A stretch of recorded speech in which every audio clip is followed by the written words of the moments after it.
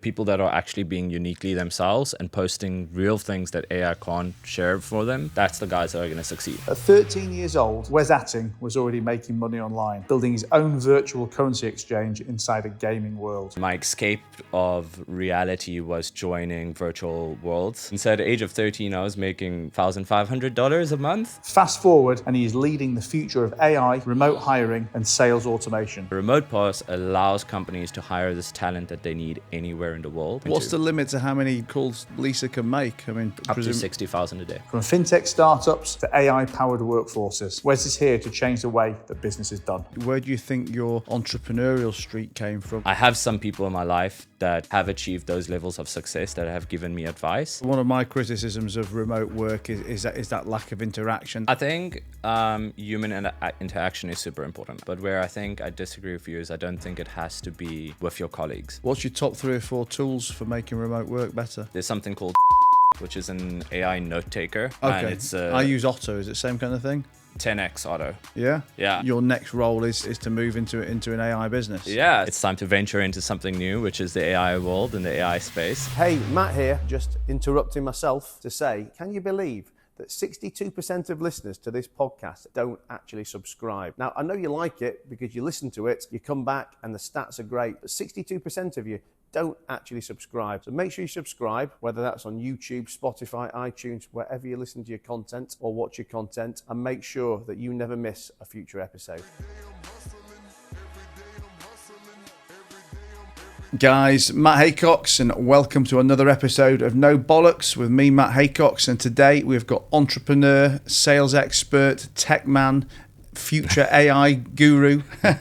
so many different things and so many avenues of conversation we can go down today with Wez Hattingh. So welcome to the show, Wez. Awesome, Matt. It's awesome to be here, and it's finally great to meet you in person. Thank you very much. I mean, look, as I said, there's lots of different things we can talk about, and I've got quite a few of my own ideas and questions because you obviously remote work is a big thing of yours, and remote work is a big hatred of mine. So, but I say hatred because probably because I can't get it right because there's so many big companies out there who make it work so well for them. So I definitely want to talk to you about that. But just let's set the scene with you and how your entrepreneurial journey began. And I also you were talking just before we started to record, there was a reasonably major life event for you when you were 13 as well. So set the scene. Awesome. So I think setting the scene is that difficult childhood growing up, right? Like alcoholic mother, abusive mother, that type of thing, single parent, but a abusive relationship. I mean, age of 10, I remember like trying to put a barrier in front of my door. I've cut marks on my arm, all that. It's a very difficult childhood. And my escape of reality was joining virtual worlds, essentially. So I've got a big opinion that the metaverse has been around for a long time. It's all hyped up now, but joined virtual worlds and lied about my age. Didn't have a credit card to buy currency, the virtual currency at that time. It's not Bitcoin or anything like that, right? So I had to figure out how do I make this virtual currency, and I started a few of the online businesses within this virtual world, buying and selling things, which then rapidly evolved into me having too much virtual currency, and you could never sell it back to the platform. So at age of 13, I was like, great, I can sell my currency to other players cheaper than the platform does and create a virtual currency exchange within this world as well. Do they let you do it? So they could never create a currency exchange themselves because then they would have to be regulated EDC. So they allowed me to do it. And they eventually found out about my age, and it was just like, brushed under the covers because they knew they could trust me. So when didn't you need to be regulated? I mean, I don't know. I just did it. I mean, so at the age of 13, I was making $1,500 a month. As a South African, that's quite a bit of money with the currency exchange, and made it to the point that living at home, at any point, I could be like, hey, I can rent an apartment myself. I don't need to be here. So I did that for a few years. And I mean, with that came a lot of interesting lessons. Lying about my age, of course, I got exposed to things I probably shouldn't have when it comes to women, etc. I was dating women online, all those type of things. So it was an interesting experience, and I think it definitely crafted my personality into what it is today. But didn't want to get stuck in that. Didn't want to get stuck inside a virtual world. Left the business and ended up just joining a service industry. So went and did waitering. Believe everybody should do service industry at some point in their life. It sets them up with correct, how can I say, life lessons in a way that you treat people, etc. Did that for about a year. Then I was like, nope. Joined a friend of mine's father, and we, in a small town I grew up in, built a local Groupon competitor. Walked up and down the street selling the services to businesses, local SMEs. We became break even within a year. And then again realized like this isn't for me. So sold my part of the company to my friend's father. Did the thing that a lot of kids do, try to do drop shipping and all these make money online things. It doesn't work. It's a lot of effort to try and get it to work. Debatable. And at that point, when I was turning 19, some friends of mine were exiting another company and they were talking about starting a fintech called SnapScan, which I was like, I need to be part of this. So I left my town, moved to Cape Town, was getting paid a small salary of like a 7,500 Rand a month, had to rent a car to just be able to get the job. And I remember printing out, like, for example, a map of the city and walking in and out of every single business and then going back to the office and marking out that street, being like, I've been in that street.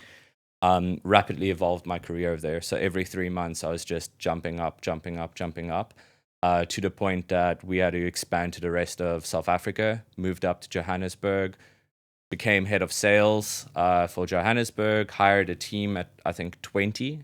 So hired a sales team, had my equity given to me for within SnapScan, bank acquired us, and my role changed. Suddenly from this startup young kid to, hey, this kid that's wearing T-shirts and sneakers suddenly has to go to the bank's boardroom on a Monday where everybody's wearing suits and is double my age. Did you get paid? You got some money at that point? Then?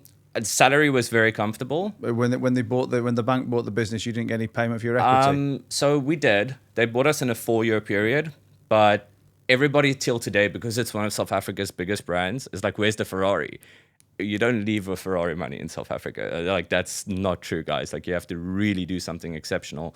And the way that SnapScan was working, we did it. We walked away with some cash, but not like I can go buy a Ferrari money.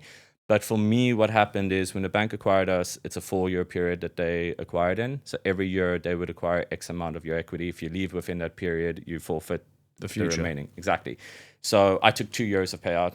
I took 2 years of like this corporate hamster wheel. And I realized I was like 22, 23. I was like, listen here, it's not worth the money. My like learning and improving my career is worth a hell of a lot more than sitting here for a few $100K. Left it, forfeited 2 years of the cash, joined a last mile delivery company as the launch specialist, essentially hired a team that would go with me to new regions and start. Still in South Africa at this point. Yeah. So like a Talabot, the Talabot of South Africa. So we'd like move to new areas for 6 months at a time, me and my team, to launch it there from get-go.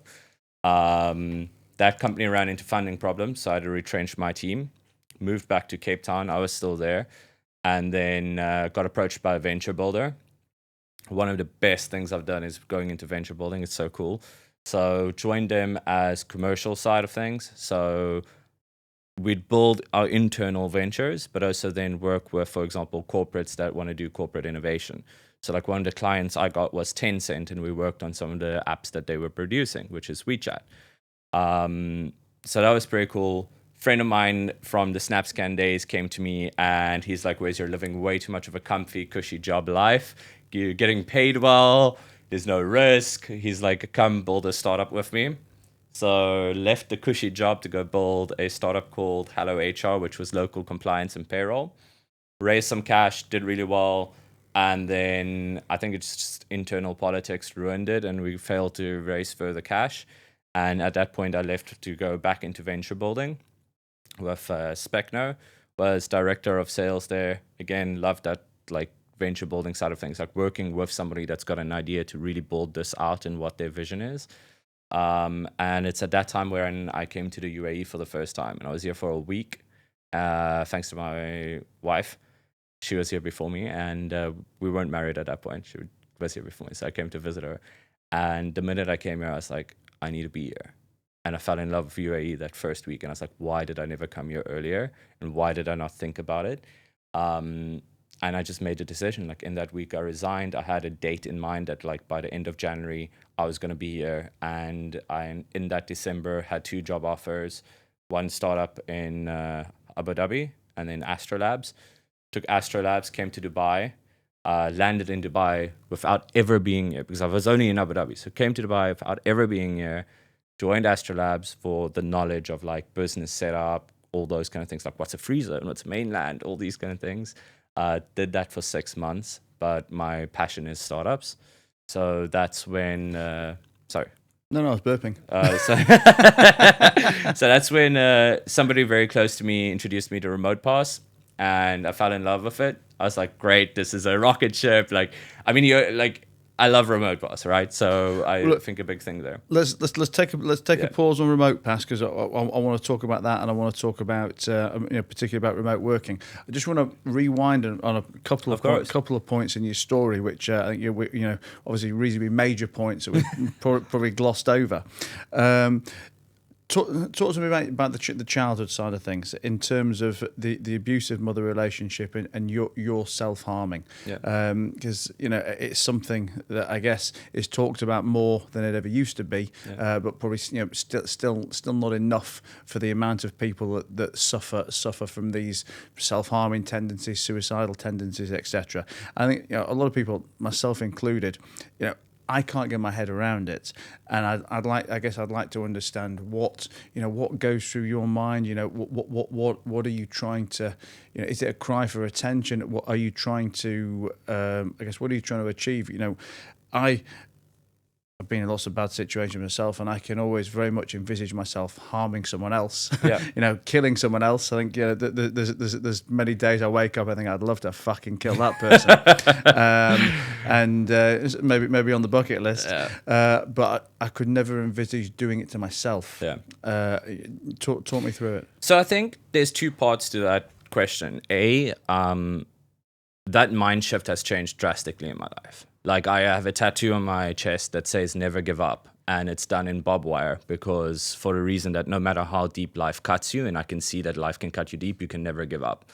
So a big part of my philosophy and like mission at the moment is to building success is not just for me. Building success is to show anybody that is thinking of giving up, anybody that is thinking of self-harm, that it's not worth it. You can get past that. It's a mind shift change, and it's the way that you look out at life. I think going back to that, this is actually one of the first times I speak about that on a podcast. So just saying, very raw. Going back to like the year 10 being like 10, 13, you don't really have an escape from certain situations.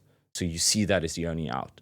You're not developed enough to think further, to think bigger. To you, everything at that point is, this is life. You're not thinking about the next 10, 20, 30 years. You're like only in the here and now because of that age. And when you're put into certain situations and it's a constant situation, you don't see any other escape. So that seems like the only escape that you really have. Whether that's a call for attention, maybe. Whether that is just trying to escape and finding a route to escape. Some kids go into drugs, right? Some kids do this. Some kids will, I don't know, go join a gangster gang or run away from home. Try to run away from home. That didn't work at the age of 10.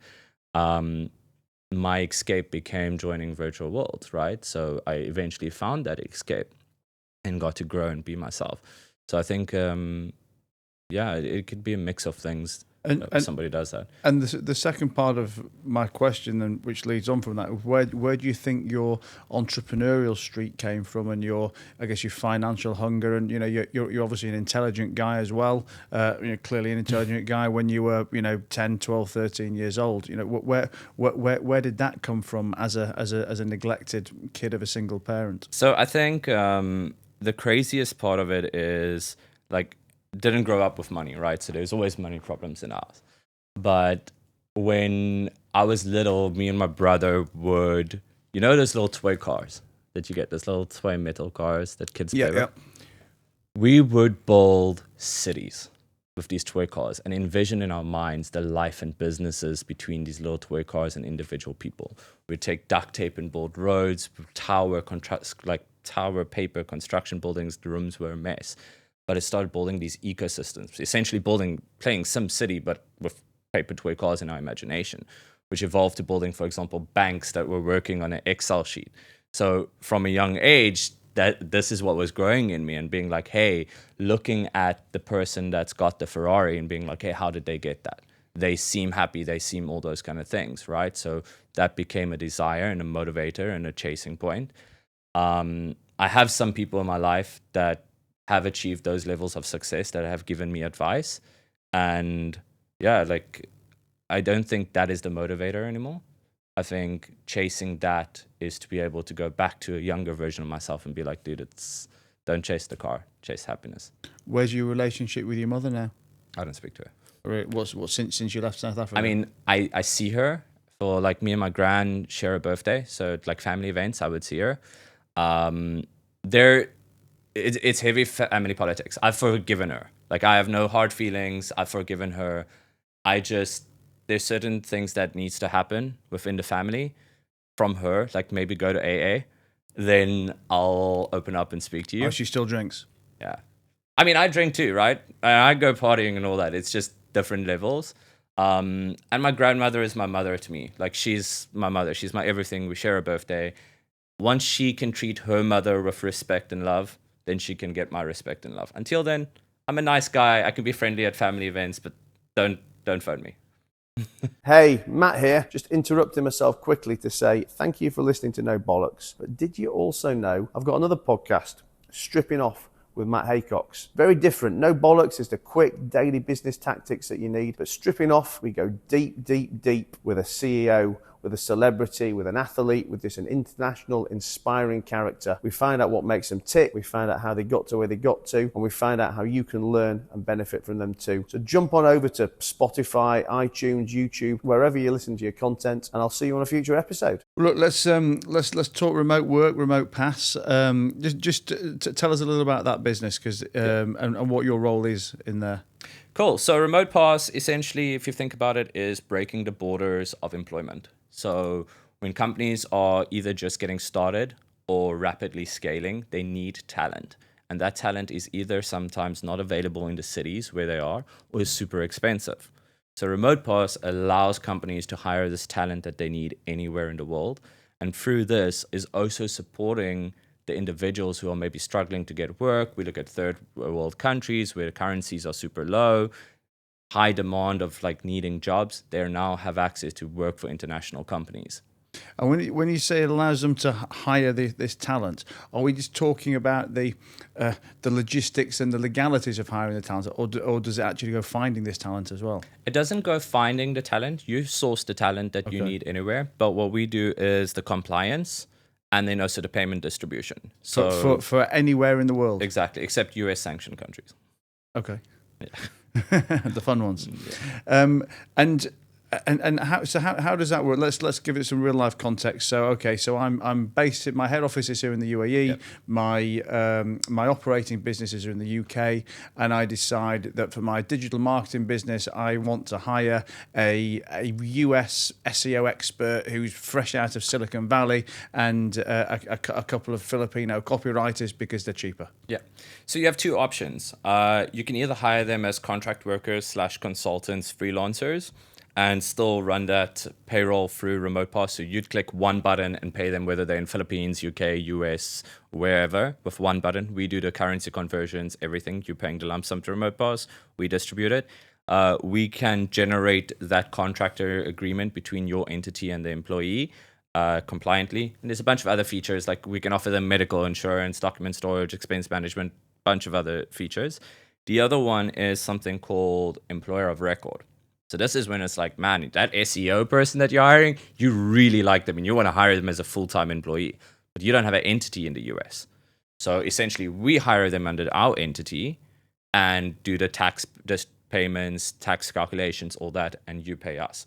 But tell me, and I guess I'm probably not alone asking this question, although maybe I should. I feel like I'm doing the sales pitch here. I'm like, yeah, cool, let's go. But why do I need an entity in the US? Why can't I just hire them through my through my UAE company or my UK company? I mean, like for example, we've taken on someone recently, a copywriter again in Nigeria. Yeah. And we've quoted a wage which is a UAE wage because we were well, not aiming, but we were probably expecting to hire that person here.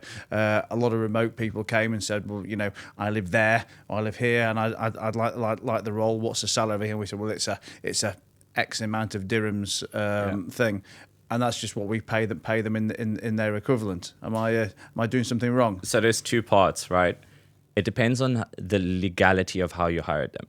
If you hired them as a contract worker or consultant, then you don't need an entity in that country, right? But then they're not a full-time employee legally. They're a contract worker or consultant, which means you're not paying any tax deductions. They're handling tax themselves, and they should legally be invoicing you every month, not a salary slip. Yeah. The second option, which is employer of record, is when you don't have an entity, but you want to hire somebody full-time, which means tax deductions happen, tax gets paid over to local government authorities, actual pay slip. For example, US would be 401k contributions, etc. So if you have your own entity, there's certain government contributions and stuff, which would be through EOR. We hire them under our entity. That's full-time employment. Or what you might be doing currently, which is contract worker consultant, where you're just paying them the gross amount and they're liable for their own taxes and contributions. And putting yourself, I guess, in both sets of shoes, as the employee and as the employer, what's better, what's worse, what does someone benefit from each? Because I know that's from my perspective as an employer. I mean, we can call someone full-time, we can call them a contractor. It doesn't matter what you label them as, you're treating them as a full-time employee, right? And if they want to leave, they're going to fucking leave, Exactly. I mean, what's the benefits or disadvantages? So that's what we've been doing at Remote Pass, right? Is we've really been making it that a contract worker has the same benefits as a full-time employee.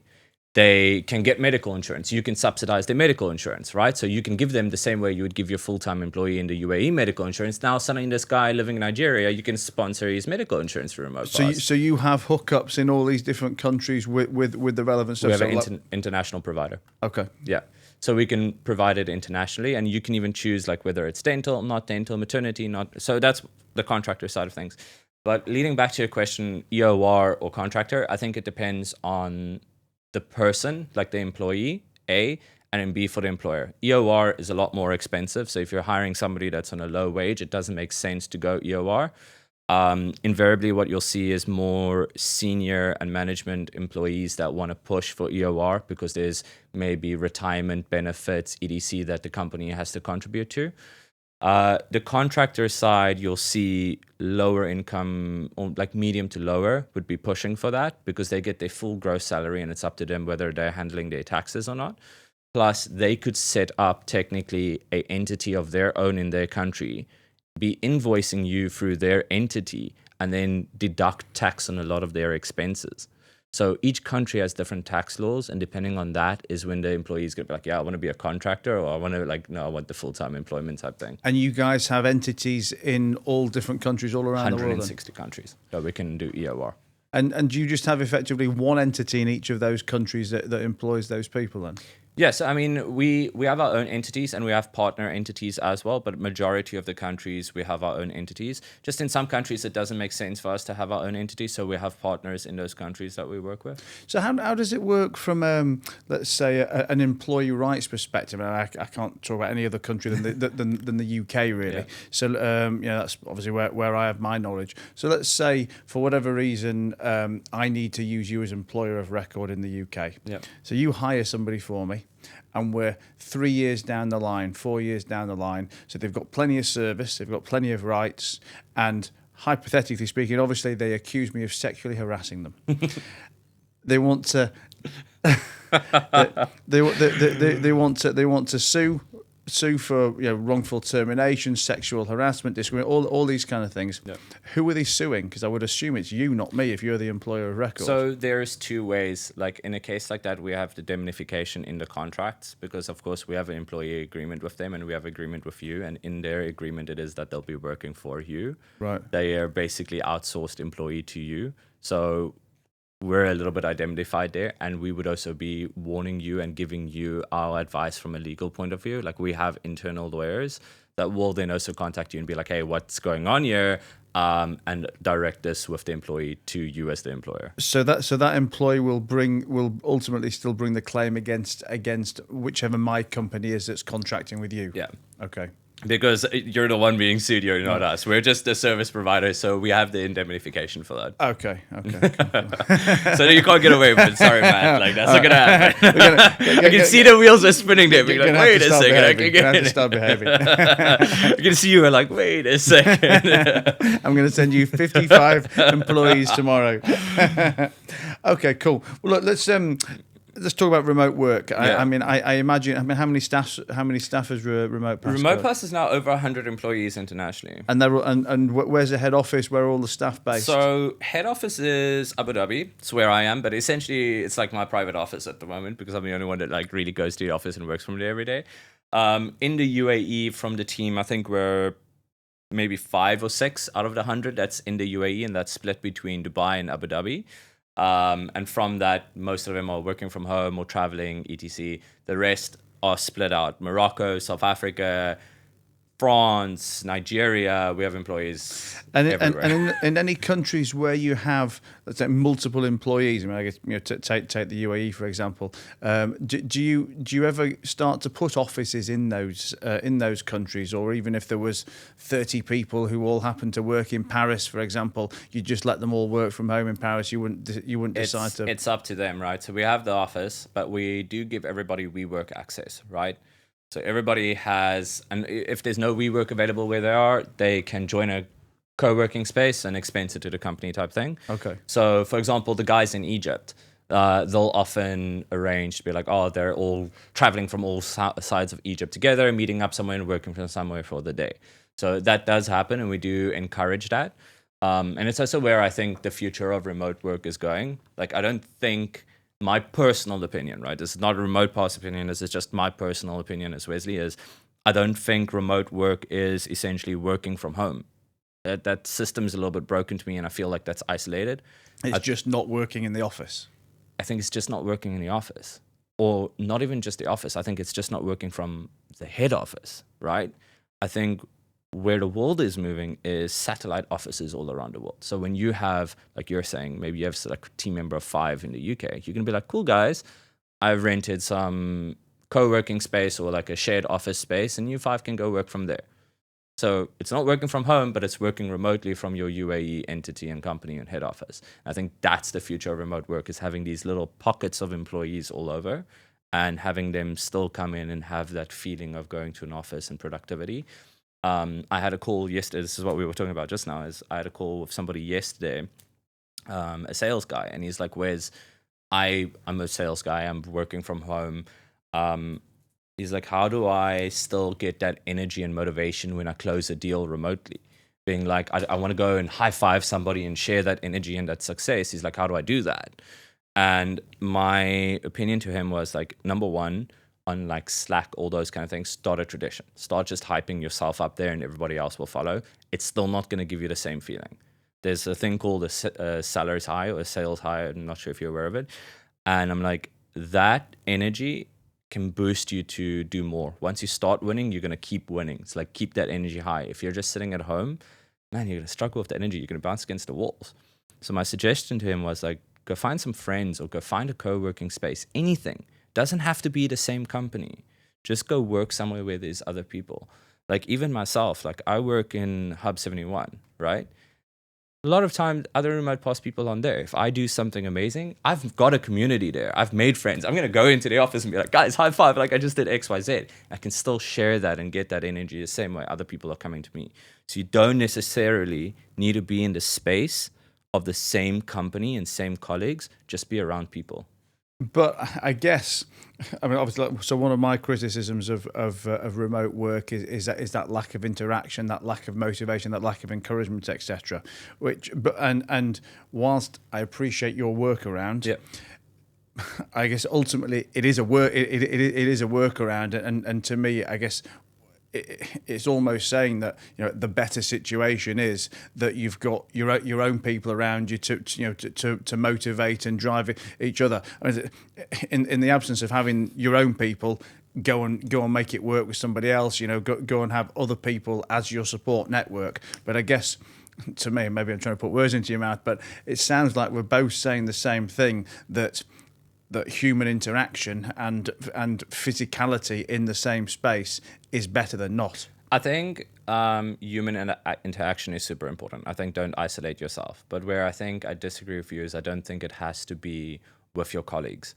And I'll give you an example, right? Let's use salespeople. My philosophy is a salesperson shouldn't always be in the office. You should be out there talking. You should never to be people. in the office. Exactly. Either, You should be out there getting business. So why would I want my salespeople around my own colleagues? If they're working from a co-working space, closing deals, suddenly every time they're going out, making relationships with those working around them and high-fiving, it's giving an impression on the business and they can close more deals. The same way like the traveling salesperson back in the day that would take a car and drive and sell to different cities. He was working remotely. He wasn't at the office, but he was still doing human interaction. So I think the human interaction is important. Depending on the company and the employees, I agree it should be within the same office. If you're looking at like maybe developers or designers or something like that, where they need to share ideas and brainstorm. But I think when it comes to expansion, so like salespeople, I don't know, consultants, developers, property developers and engineers type things, they don't need to be in the office. Their whole job should be to go out there and be around other people. What about junior people? How do you deal with juniors when you're taking someone on and they need to spend, well, certainly the first weeks and months of their role, onboarding, learning, training, having someone to mentor them and check the mistakes. And I say the first weeks or months, depending how junior, these people could do with a year or two or more, I guess being handheld and mentored. And how do you deal with that? So I think, again, something like that, it depends. Do you have any employees in that region that can meet up with them at a coffee shop and give them some handholding? And the other thing is just the processes that you set up, right? Like even when I onboard employees, it's essentially a daily call. Like there's a process set up, watch these videos, watch these training, do a call, check in, share your screen, all those kind of things, do a group call, meet the rest of the team, all those type of things. So it's just how much handholding you want to do and what kind of junior employee you're really hiring, and in which tools you're using to be able to onboard them and show them the work they need to do. And can they learn fast? Are they going to be tech savvy and be able to like, hey, watch this video and click through this tutorial on how to do X, Y, Z, that type of thing. What's your top 3 or 4 tools for making remote work better? I'm a big fan of, of course, I use Google Meets, but Sybil. There's something called Sybil, which is an AI note taker. Okay, it's, I use Otto. Is it the same kind of thing? 10x Auto. Yeah? Yeah, I shout out to Sybil. Somebody said that to me about fireflies as well. I don't like all of them. Like, honestly, this one literally... how do we spell that? I'm taking Sybill. I'll drop you a link after the podcast. Sybill. Yeah. Sybil. Yeah, I'll drop you a link afterwards. I also with your affiliate code. Yeah, exactly. I'm gonna be like, sending your affiliate code. No, I love the guys. Like they've built something really cool. I'll send you the link. Like it's definitely worth checking out. I think it's things like Sybil. There is. I have to go look for it, but essentially you can create I can't remember the name of the platform now, but it's you create an onboarding course. So for example, you'd create a course on Remote Pass. And the person would go through this course, answer questions in an exam. You can see yes or no what the scoring is, and they might have to redo that course. So there's multiple platforms that do that, so it doesn't really matter which one. But that's one of the tools that I use. And then everybody's going to laugh at me, but just in general, Google Docs is my favorite friend, man. Well, just for shared. Yeah, I don't like things like, Notion, etc. Like people speak about that. It's just too much. So I really it's so pretty Notion though, isn't it? I've been using it myself the last couple of months, but I'm not very arty designer or creative, so my Notions look pretty. Yeah, my mind breaks. But, I'm I just need it to be very simple. I click here to create a page, and I can share the same thing. So yeah, of course, we can go down a rabbit hole of tools. Like there's SendSpark, which is really cool for salespeople. SendSpark? Yeah. What does that do? It's essentially you can create an AI video that you send out to people.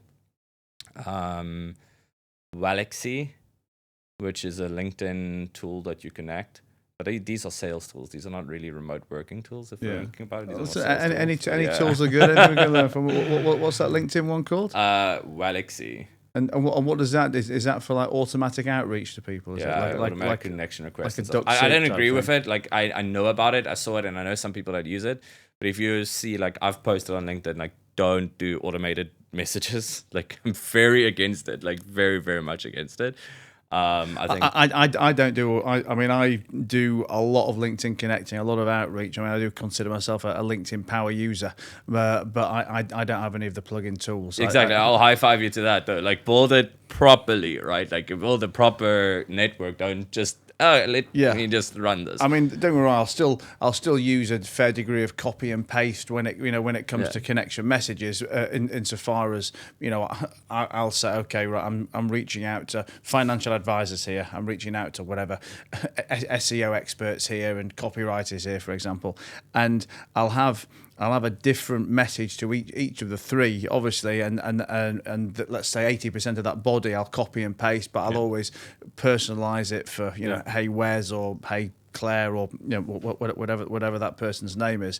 But then because the problem on these automated tools is when they connect.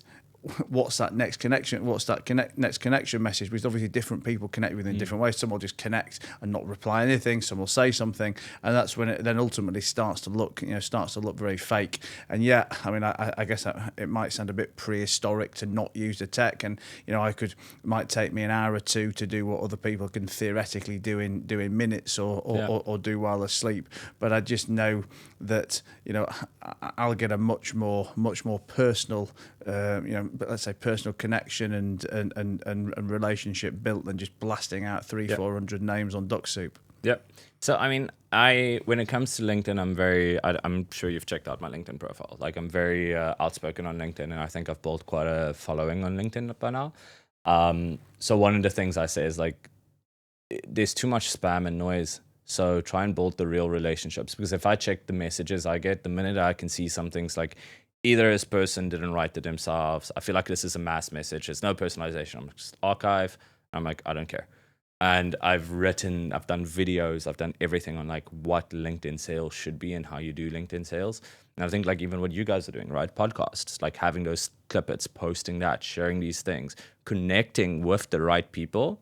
I don't need to message you right away. You can just be like, Matt, thanks for connecting. That's it. My content, I'm posting every day. You're going to see my face, whether you like it or not. At some point, you're going to be like, what the hell is Wes actually doing? Or you're going to see what I'm doing. So when I reach out to you in a week's time, being like, hey, actually, just thinking about you, XYZ, could we have a chat? You're going to be so open to me because you've already seen all my content and what I'm posting and what I'm about. But I mean, what you just said a minute ago about the content that other people clearly don't write. I mean, it's so much of it's just fucking embarrassing.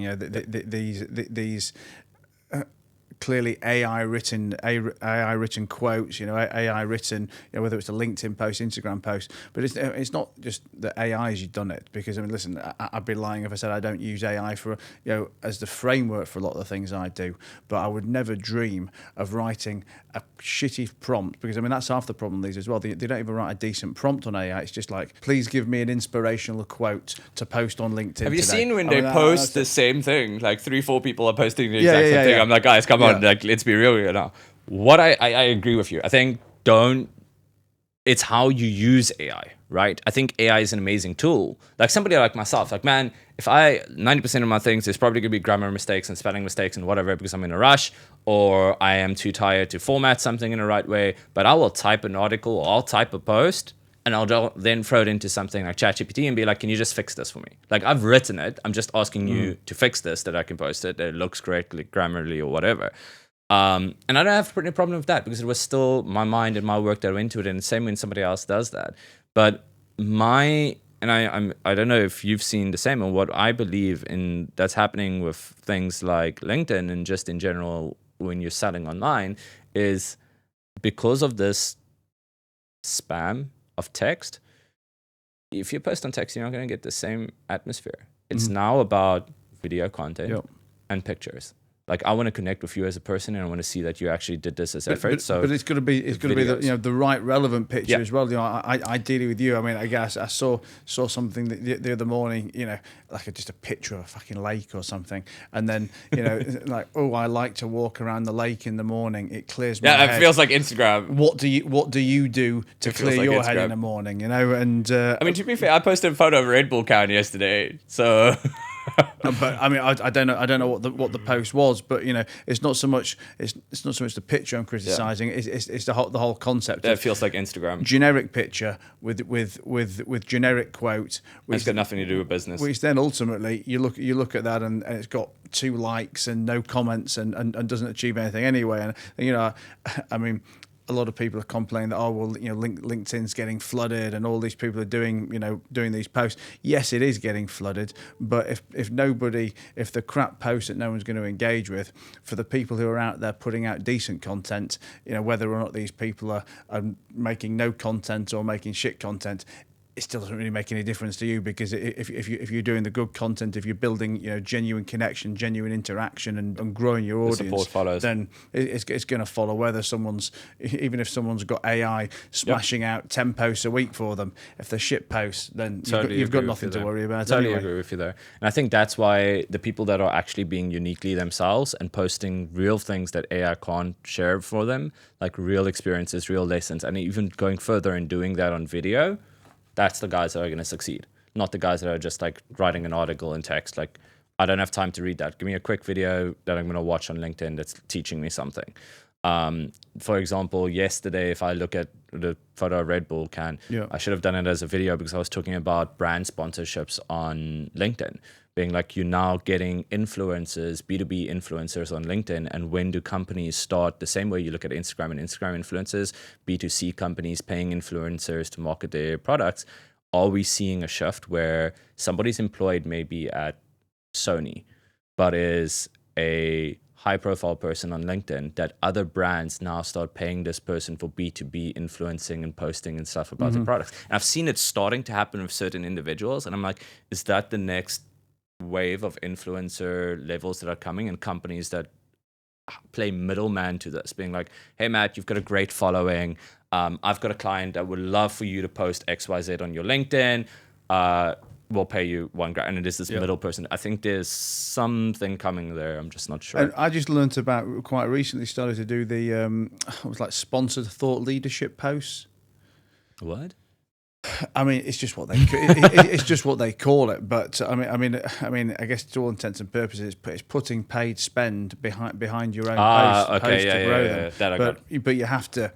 It has to be, even though it's you that wants to post it, it has to be someone else who posts it for you. I'm saying that very wrong. So, like, for example, if I do a post that I want to promote, I use one of my company brands to effectively sponsor your post. Be the sponsor of the post, but they are. I mean, they do look. When I say they look organic, I mean technically they are organic because it's a normal post that I've written anyway. But the actual sponsorship bit across the top is very, very. So it's minimal. coming. I think it's coming. It's already there. Then promoted by No Bollocks with Matt Haycox. Exactly, and at least people can see that No Bollocks paid for it, right? Yeah. So that way it can't just be like, oh look, Matt's posting about this. It's like, No Bollocks paid for Matt. Well, look, let's talk AI, because obviously we've kind of segued into it, and your next role is to move into an AI business. Yeah. So actually, when I get back from Phuket, we'll be full time into that. I'll still be carrying the Remote Pass flag. Love the company, love the guys, but it's time to venture into something new, which is the AI world and the AI space. And essentially what we're building at Cosmox is the AI workforce. So when you're thinking SDRs who are picking up the phone to call people. SDRs is? Sales development representatives. So not replacing, but working alongside the team that you might already have. And then instead of needing 2 physical or 20 physical SDRs, you might only need 1 or 2, and then the AI can do the rest. And I'll get into the details of how it works, but debt collection calls, restructuring that debt, event companies phoning, being like, hey, there's GITEX happening. Would you like to have a booth? Like trying to sell you the booth, all those kind of things. All from AI? All from AI. All AI voice. Like, man, I wish we had some time now. I would have had the AI phone you right now.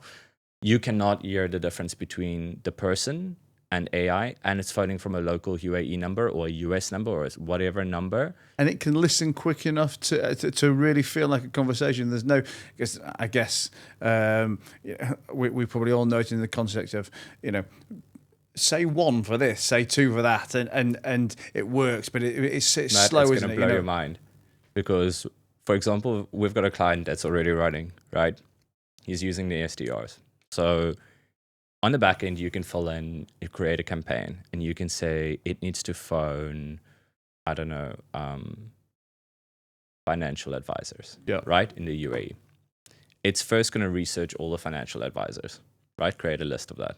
It does the data, data as well. It captures, gets the phone numbers, email addresses, everything on its own. You don't have to do that. So it's going to create the list, right? From there, before it even phones the person, within a few seconds, it researches that person's online profile. So when it phones you, it already knows Matt. It's going to be like, hi, Matt, XYZ, and talk to you about yourself first, and then turn into that SDR sales pitch. But the beauty of this is it can pick up, Matt is a guy, he's got a yacht, and he lives in Dubai, and he's, what did you say, 43? It's going to 25, be 25. It's going to be a 25-year-old British girl that phones him and selling him XYZ services. And it will adapt to whatever that person's online presence is. It can go as far when you're talking about like delays, and this is why I was laughing, because it's quite funny. Like the client asked, like, what if the person phoning starts flirting with the AI? Like, what's going to happen? What if they're flirting? It's like, well, we can set it that she'll flirt back, but redirect the conversation back to the main point. So that's why it's going to feel, it really feels like a natural conversation. You can test this being like, and it's going to lead it back to get you to be like, yeah, okay, cool. I want to schedule a demo, take a call, or meet Matt in Dubai. Like, thanks for phoning me. And then the follow up to that would be a real human picking up the next call. It's up to you what you want to do from there, because what she does, her name's Lisa. What Lisa does is she can send a follow-up email. She can book it directly into Matt's calendar. She can send a WhatsApp, all those kind of things. So all the follow-ups, all that is done. We've already had where when Lisa does a call, she's closed a deal. It didn't even have to go to another person. The person was like, cool, done, send me the link. She sent the email with the link and they registered and paid. Not for the company, but for a client, which is amazing. They already had immediate ROI, right? Then it's your choice what you want Lisa to do. And you can rename her. You can have it as Brittany Matt's PA that's phoning. And Brittany Matt's PA can do 60,000 calls a day. I mean, I was going to say, so you can rename it, and it's like when it phones, it can be like, "Hi Wesley, this is Brittany Matt's PA. Matt would love to have an appointment with you," and that's exactly how the conversation would go. It doesn't need to be even a sales pitch. It could just be like, "Matt, this is Matt's PA. Would like to have a meeting with you." You choose what direction and what. And what's the limit to how many calls Lisa can make? I mean, up to 60,000 a day. 60,000 a day, really. Yeah. And how do you charge? So we charge on usage. So you'll have lower packages, which is lower amount of calls, and then higher packages on the higher volume of calls. So it all depends on volume of calls. And it's per call, or it's per length of call, minutes used? It's more in, I would say, amount of calls, number of volume of calls. And can we talk real money, just to put it into context? So starting off, we're looking at about $1,000 a month. Right. And it can go up to however much, right? It depends on how many. What are you getting for $1,000 a month? $1,000 a month. I'll have to go check the exact numbers of minutes, but roughly. Essentially we call it one Lisa. You get one Lisa that's working for you. Okay. So that would be, that wouldn't be 60,000 calls a day. That would be effectively, if Lisa was a real person, she could probably make 100 dials a week. Yeah, like I have to confirm what those exact numbers are. Like I'm not sure. What I'm not trying to hold you to the penny. No worries. But I was like, we can definitely get you a Lisa if you need one, right? No, I'm just trying to put it into context for listeners, because I guess, let's say if you're in the UK, you might have been paying whatever, say 3,000. It's gonna be cheaper than hiring a real person. Yeah. Right. Like let's put it that way. Like the way that we see it is, if you're paying $1,000, there's no way you're hiring a full-time person a month for $1,000, and she's going to outwork the real-time person. Plus, remember when you said about the sexual harassment? Yeah. Lisa's never going to sue you for sexual harassment, man. So you're going to hire an employee. I've never been sued. I've never been sued for sexual harassment. You're going to hire Lisa, an AI, who is going to work 24/7, do whatever calls you want her to do, and she's not going to sue you or take you to court or anything like that at $1,000 a month. And you say the 24/7. I mean that's the other. I guess the other interesting point that if you've got businesses working in multiple time zones, Exactly. It'll all feature into the minutes. I guess at least it might be $2,000 a month or three if she's going to work 24 hours. But these AI people can be hitting every time zone. Also, you can create different campaigns, right? And that's where the different Lisas come in. So you might have, and you can call her different things. Like it can be a guy. It doesn't have to even be a woman. It could be Alex, and it's a male voice that's phoning or anything like it. We can even get it to speak Spanish fluently. Like we've recently launched Spanish. So different languages are coming in fluently where you don't realize the difference. So because of that, you can create different AI agents for different campaigns. So maybe the financial advisors, you want Lisa phoning, but you want Alex phoning some medical doctors at the same time. I don't know, but you can create different campaigns that are running How do you train it on your in-depth product knowledge? Because I'm sure many business owners or let's say sales directors can relate to my daily gripe is when I listen to my sales guys do an investment pitch, they can't get 1% as good as I can do it, and not because I'm amazing and they're terrible, just because ultimately I've been saying this on repeat. You can 5 hours a day for 20 years. I can answer any questions. I can say whatever, and and I'll hear them even a year or two into the job stutter their way through something which is factually inaccurate as well. I mean, how would I train up Lisa so that she's got all the product knowledge that I've got? So basic product knowledge we can get about within 5 to 10 minutes because she essentially scrapes all your online websites. So she'll already have the basic information for that. But we normally say ramping up is in about a week's time. It takes about a week to ramp her up fully. We ask you for about 5, as many calls as you can. Recorded sales calls that you have, give us as many as you can that were successful and that you like. So I wouldn't ask for your team's ones then. I would ask for the ones you did, right? We take that, she trains up on that. And she can listen to those and train up on that the whole time. So if in a week, she's going to be as good as you. She's going to remember things that you don't even remember from 5 calls back. I'm interested. So she trains up on your knowledge. And the beauty of it is where you're training up a sales team or a salesperson, this is what the problem is, right? Is, like you said, they're enthusiastic or they phone somebody and it's like, hi, this is the script, or they forget things. She's always energized. Or he's always energized. He's always happy. He's never tired. Whether it's a script or product knowledge, it's going to remember it, not have a foggy brain of like, oh man, I have a hangover, I didn't sleep well last night and I can't remember this, or like, oh, trick question, how's it? Just like that, she'll have the knowledge from the calls that you trained her on. And that's the beauty of it. That's what excites me so much there. And that's one feature. Then we go into debt collection, where you have outstanding invoices, man. She'll phone being like, hey, Matt, you have outstanding invoices and payments, or you're having an issue, and she can be empathetic with you, being like, totally understand if you have a problem, etc. Literally restructure that debt, send it to your back end, or the updated payment schedule, email the person, WhatsApp the person, but we can set it, or you can set it, that she will keep phoning that person every month, like you would have a bank phoning people. It will be her phoning, being like, hey, Matt, following up on that payment, or like etc. until that entire invoice is settled. And from a banking perspective, or compliance perspective, she can get into let's say the more granular negotiation, the financial understanding to go, right, Matt, I'm calling about that £500. That £500 that's overdue on your credit card. Okay, yes, Lisa. The thing is, I've been out of work for 3 months.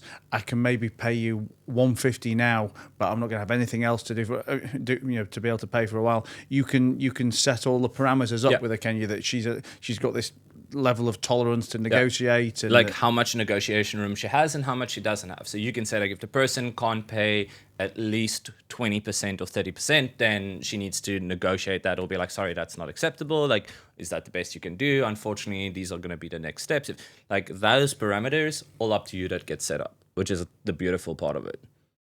And I mean, where does it go from there? I mean, it already sounds. I mean, I'm sure for most people listening to this, I mean, this is, this is why I'm super excited about it, right? The year 3000 kind of stuff. I mean, what's the next steps? I mean, how much more is it to develop that out when you've already got somebody who can do everything to replace a real human?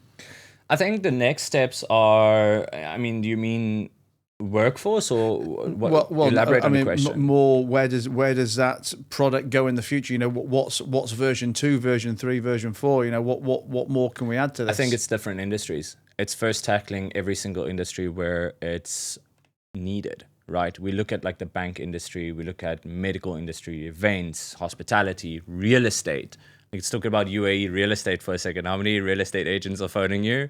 Can you imagine that they don't have to do those phone calls anymore, or they could use Elisa to be like phoning you, being like, hey, just double checking that you're still coming to do this viewing today. And she already works for that kind of stuff, does she? Exactly. So she can then be like, instead of the real estate agent going there, wasting their time because then the person doesn't show up, she can actually phone the people earlier in that day, being like, I'm confirming if you're still coming to this viewing today, etc. Would you like to reschedule it otherwise? All that. So saving people time. And I think that's where people need to be aware. Some people are scared of AI.